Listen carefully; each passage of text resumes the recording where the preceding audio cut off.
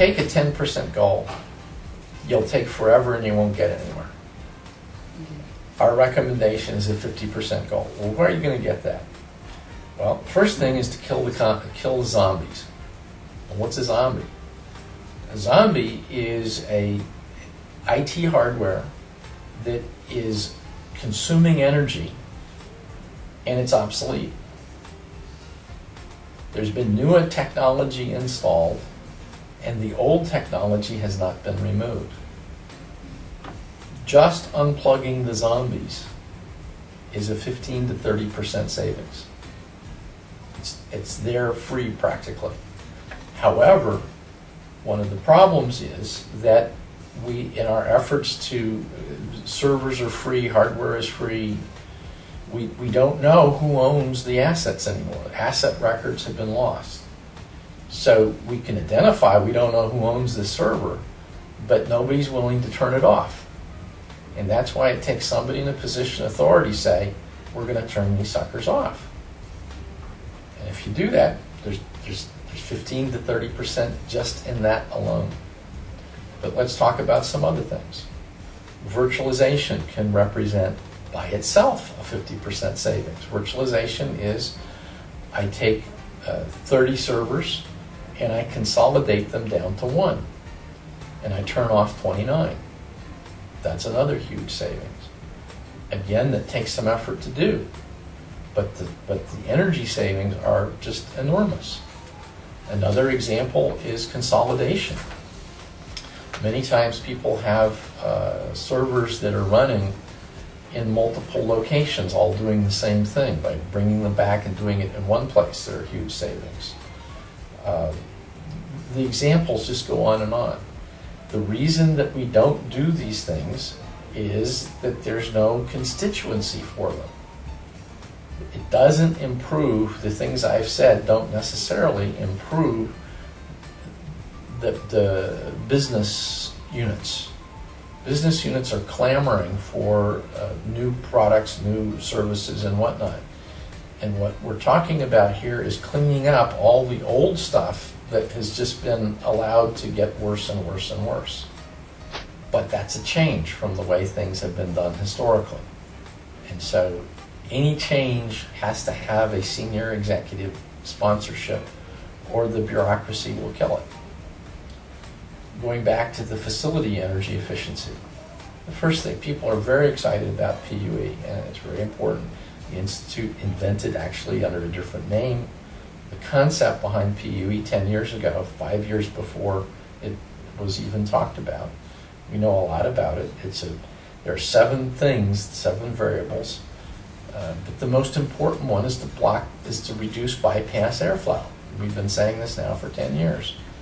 Block the openings so that the cold air goes in the cold aisle and the hot aisle is hot. That's the first thing to do. And people spend, I don't know, tens if not hundreds of thousands of dollars on consultants and whatnot. But the first thing anybody's going to tell you need to do is to block the airflow, increase the static pressure, and then turn off the cooling equipment that you don't need. And you don't need anything fancy to do that. Just block the openings, contain the hot aisle. And then on the facility asset utilization, part of that is figuring out ways to either outsource or insource work so that you use your assets more harder. And making all this work is forcing people to work together that previously could be isolated.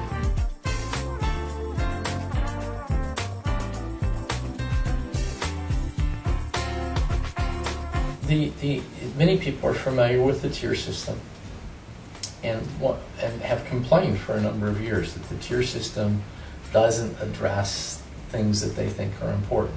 And we agree with them. The tier system was originally addressed to the mechanical and electrical plant, and that's all it talked about. We are adding a new concept to the tier system called operational sustainability, which brings in regional variations.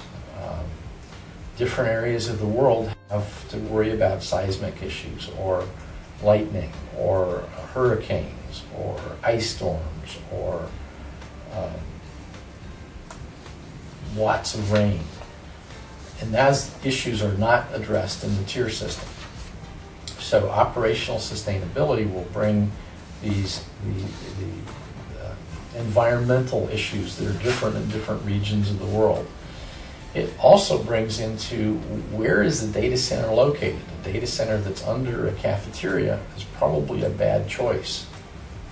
A data center that's in the basement is going to be subject to water floods. So it brings into the rating system that factor. And then the more utility feeds there are, tier system does not require dual utility feeds. Dual utility feeds are desirable, but they're not required. Under operational sustainability, if you have dual utility feeds, you'll get points for that. And the whole concept here is a point rating system, just like LEEDs.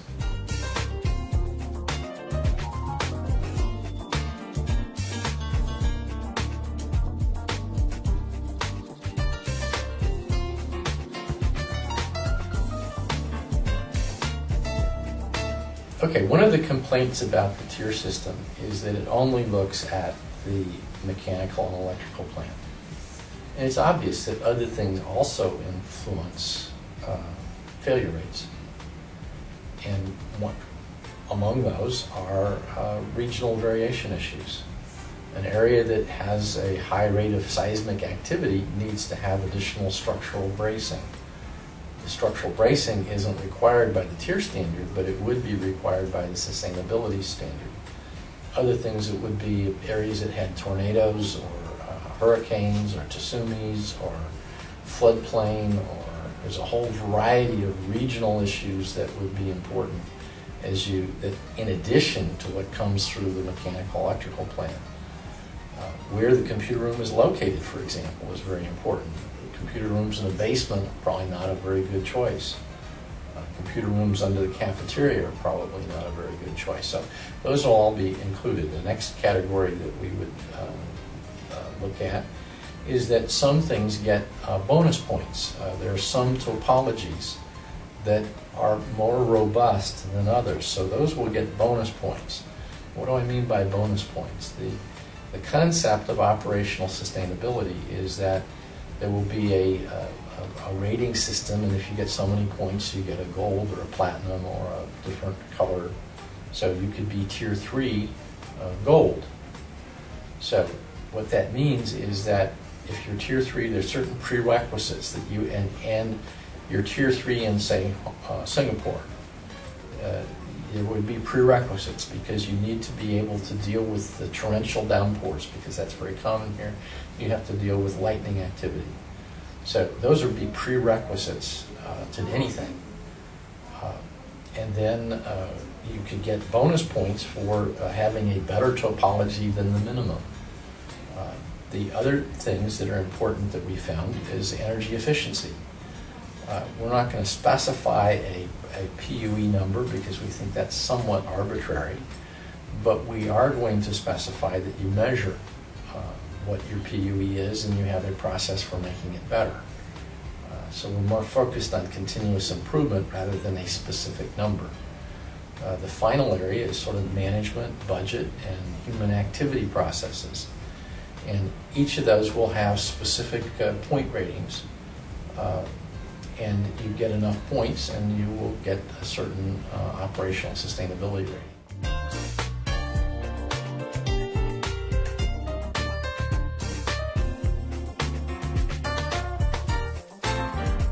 This is my first visit to Singapore. I've been really impressed with the earnestness of the people that I've met, their commitment to trying to do better, their eagerness for learning.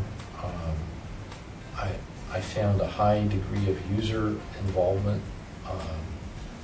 It was a pretty stimulating and exciting time. And thank you very much for inviting me.